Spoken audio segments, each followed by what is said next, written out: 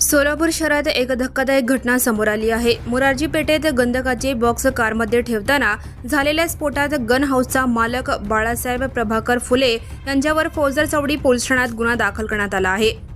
सोमवारी सायंकाळी 6:15च्या सुमारास मोरारजी पेठेत ही घटना घडली। आरोपी बाळासाहेब प्रभाकर फुले राहणार अकलूज यांनी स्फोटक पदार्थ हाताळताना पुरेशी खबरदारी न घेतल्याचा आरोप आहे। पोलिसांनी दिलेल्या माहितीनुसार आरोपीला स्फोटक पदार्थामुळे मानवी जीवितास धोका निर्माण होऊ शकतो याची पूर्ण जाणीव असूनही त्याने जाणीवपूर्वक टाळाटाळ केली।